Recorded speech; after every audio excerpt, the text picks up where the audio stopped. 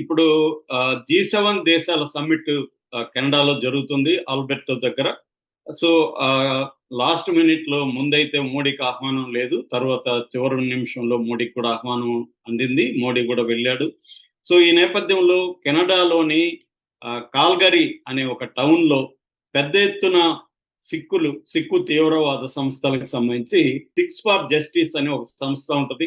ఈ సంస్థ మంజీందర్ సింగ్ ఆధ్వర్యంలో పెద్ద కాన్వాయ్ ఊరేగింపు జరిగింది. ఈ ఊరేగింపులో మోడీని చంపేస్తామని స్లోగన్స్ ఇచ్చారు. యాంబుషింగ్ మోడీస్ పాలిటిక్స్ అని స్లోగన్స్ పెట్టారు.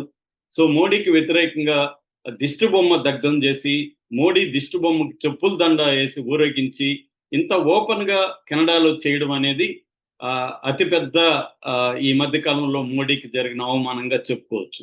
ఎందుకంటే దీన్ని వెర్బల్ అటాక్ అనే పిలుస్తా ఉన్నారు. ఒక రకంగా ఇది తీవ్రమైన చర్య. ఇప్పటి వరకు మోడీ మీద ఏ సంఘాలు కూడా ఇంత తీవ్రంగా చేసిన పరిస్థితి లేదు. ఎందుకు ఇది జరిగింది? వాళ్ళు ఎందుకు మేము ఇందిరాగాంధీని చంపినట్టే మోడీని కూడా చంపేస్తామని పిలిపిస్తున్నారు? అసలు ఏంటి ఈ సిక్కుల గొడవ ఏంటి? ఖలిస్తాన్ అంటే ఏంటి? తర్వాత దీనికి కెనడా ప్రభుత్వం ఎందుకు సపోర్ట్ చేస్తుంది? దీన్ని ఎదుర్కోవడానికి మోడీ ప్రభుత్వం ఏం చేస్తుంది? ఈ విషయాల గురించి మనం బ్రీఫ్ గా చెప్పుకుందాం. యాక్చువల్ గా ఖలిస్తాన్ అనేది అంటే ఒక సిక్కులకు సపరేట్ దేశం కావాలని ఒక ఉద్యమం. ఇది 70s 80s లో బలంగా జరిగింది. అప్పట్లో బబ్బర్ కల్సా అనే ఒక పేరుతో సంస్థ ఉండేది. దాని నాయకుడు బింద్రన్ వాలే చాలా వెరీ వెరీ నోటోరియస్ నాయకుడు.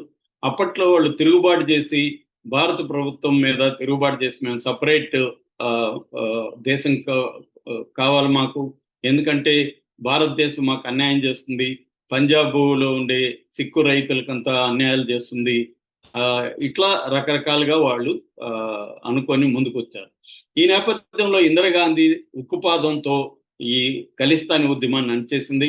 ముఖ్యంగా 1984లో ఆపరేషన్ బ్లూ స్టార్ పేరుతో గోల్డెన్ టెంపుల్లో దాక్కున్న తీవ్రవాదుల మీదకి అటాక్ చేసి చాలా మందిని బెందరన్ వాళ్ళతో సహా చాలా మందిని చంపేసింది.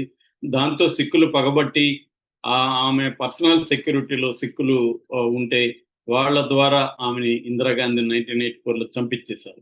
దాంతో కాంగ్రెస్ వాళ్ళు ఏం చేశారంటే ఢిల్లీలో అల్లర్లు క్రియేట్ చేసి దాదాపు 4,000 మందిని సిక్కుల్ని చంపేశారు. అప్పట్లో రాజీవ్ గాంధీ ప్రభుత్వం ఉంది. రాజీవ్ గాంధీని ఎవరో అడిగితే విలేకరి ఒక మహావృక్షం కూలిపోతే భూమి కంపించడం సహజమే అని చెప్పడంతో సిక్కుల్లో ఇంకా కూడా ఆగ్రహవేశాలు పెరిగిపోయినాయి. ఎందుకంటే 4,000 మందిని చంపేస్తే రాజీవ్ గాంధీ అలాంటి స్టేట్మెంట్ ఇస్తాడు అన్న ఇది ఆగ్రహవేశాలు వచ్చాయి.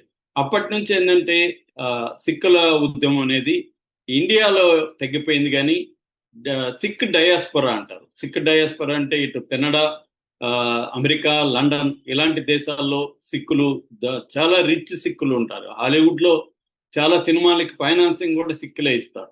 అట్లాగే కెనడాలో 2025 నాటికి 21 సెన్సస్ నాటికి 7,71,790 మంది, అంటే 8 లక్షలు వేసుకోవచ్చు. దాదాపు 8 లక్షలు, ఇప్పుడు అది 10 లక్షలు దాటి ఉండే అవకాశం ఉంది. సో 10 లక్షల సిక్కు పాపులేషన్ కెనడాలో ఉంది. అందువల్ల కెనడా ప్రభుత్వాలు ఈ సిక్కుల ఓట్లు అవసరం. సిక్కు ప్రతినిధులు కెనడా కోalition ప్రభుత్వంలో కూడా ఎంపీలుగా మంత్రులుగా కూడా ఉన్న సందర్భాలు ఉన్నాయి. అందుకని కెనడా ప్రభుత్వం సిక్కుల్ని అక్కడ ప్రోత్సహిస్తూ ఉంటది. ఈ నేపథ్యంలో అక్కడ ఈ ఖలిస్తానీ తీవ్రవాదులను కొంతమందిని మనవాళ్లు చంపారనే ఆరోపణలు వచ్చాయి.